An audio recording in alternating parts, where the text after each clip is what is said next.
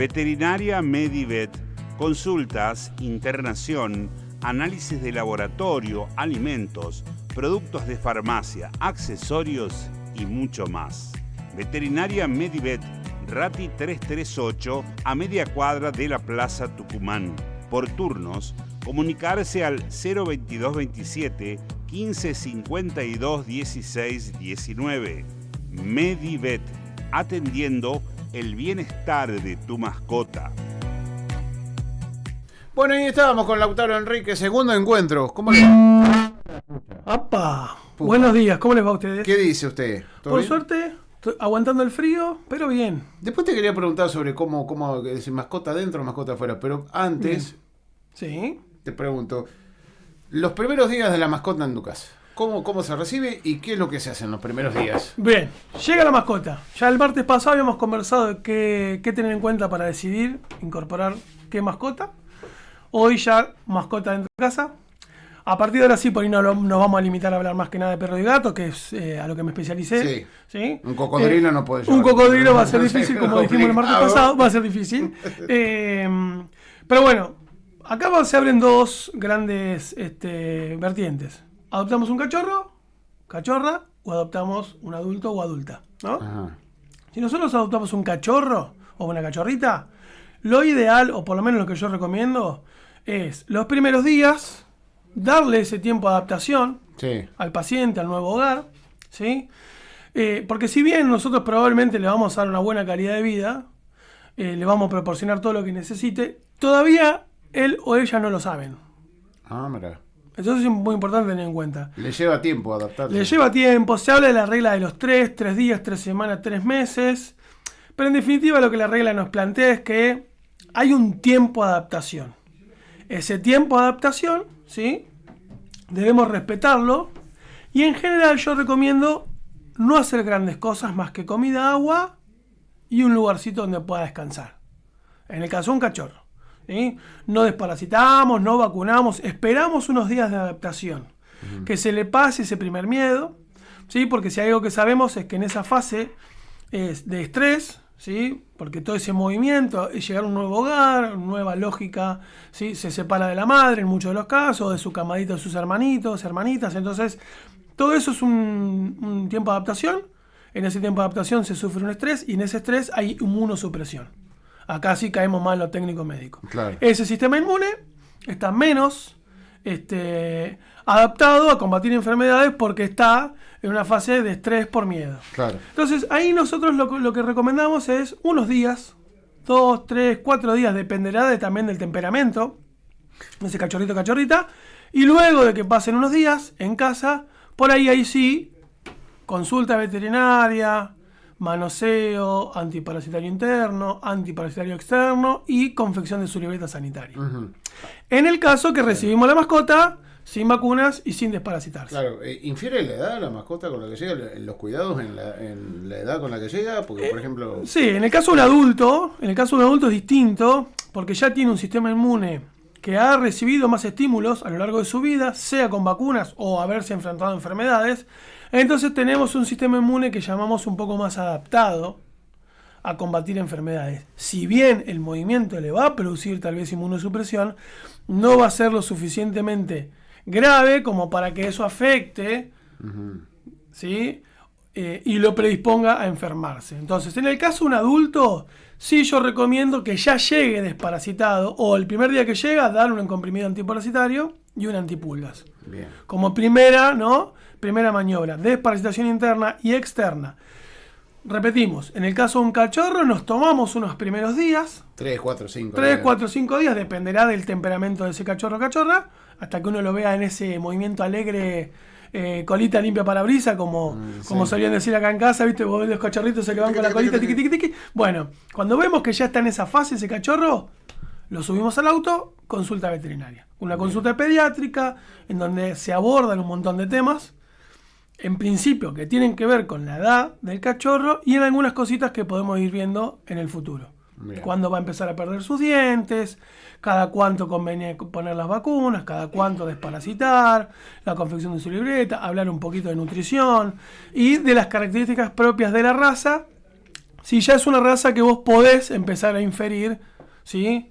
Para qué lado va a ir. A veces te llega ese cachorrito mestizo que no sabes si va a ser mediano, Pero no chico, va a patear, grande, sí. tal cual. Pero a veces tenés ese perro, gato, con características más propias de una raza, entonces vos podés empezar a inferir a futuro cositas que por ahí son convenientes empezar a prevenir. Infiere que es el acostumbramiento, la adaptación, los cuidados, si es gato o es perro o... En general, el gato suele ser un lo animal mismo. un poco más solitario y suele requerir por ahí un Menos tiempo. atención. Sí, en realidad no necesitan por ahí tanto como el perro. No es que no necesiten. Sí Ajá. necesitan contención, sí necesitan su tiempo de adaptación. En el felino por ahí los signos clínicos que muestran por estrés, por mudanza, son más notorios, ¿sí? Que en el caso por ahí de un perro. Pero después en el día a día suele ser una mascota un poco más individual, más solitaria, ¿sí? Bien. En general, no todos los gatos son iguales, no todos los perros son iguales, pero en general hay ahí como una diferencia. Generalmente el perro es más de manada, más de grupo, más social, y el gato suele tener conductas un poco más individuales. Ahora, es cierto que cuando un gato se muda, sobre todo el adulto, en el adulto impacta más tal vez, o es más notorio, que en ese cachorro que llega a un hogar. Bien. Vos recibís un perrito, probablemente va a estar inmunosuprimido, va a estar con mucho miedo los primeros días. Y en el caso de un gatito, suelen adaptarse mucho más rápido a ese cambio y suelen tener, para decir entre comillas, como un poquito más de coraje, son un poquito más valientes si se quiere. Bien. En cambio, en el adulto, el canino adulto, sea hembra o perro, sea hembra o macho, llega al hogar y en general un día o dos puede estar un poquitito quietón, medio ahí analizando la situación a ver para dónde va, pero no muestra grandes signos clínicos. Un paciente felino puede perder pelo, puede dejar de comer, puede desarrollar alguna patología, en el caso de un macho, por ahí de obstruirse la vía urinaria por estrés, en el caso más grave por ahí una lipidiosis hepática, o sea que su hígado se vuelva graso por dejar de comer, por ese estrés. Entonces, suele en el felino adulto tener signos clínicos más marcados con ese estrés por mudanza o por cambios que en el cachorro. Y en el perro es al revés. El adulto suele adaptarse mejor y más fácil que el cachorro. Por eso todo es, como siempre decimos, en biología 2 más 2 no siempre te da 4. ¿Sí? En general uno en estos espacios... Claro que una ciencia exacta como la... Bueno, es que no es una ciencia exacta. La biología no es una ciencia exacta, aunque se cree en general lo contrario. No es una ciencia exacta. No, porque cada paciente es un individuo y cada individuo percibe el mundo de una manera diferente y en esa percepción del mundo obviamente va a haber cambios que repercutan en su estado de salud. Entonces, si bien las enfermedades están muy estudiadas y uno, si llega a diagnosticar enfermedad, sabe cómo tratarla. Hay como un librito, bueno, este antibiótico, tantos miligramos kilo cada tantas horas durante tantos días, pero no así el paciente. El paciente No puede presenta su variabilidad y puede responder de manera muy diferente a un mismo tratamiento. Entonces, para repasar. Bien, llega un cachorro, Sí. le damos un cachorro tanto felino como canino, le damos algunos días de adaptación, ¿sí? Y luego sí, primera consulta. Bien. En esa primera consulta se va a desparasitar de forma interna y externa, ¿sí? Y se hablarán de las particularidades, ¿sí? Del desarrollo.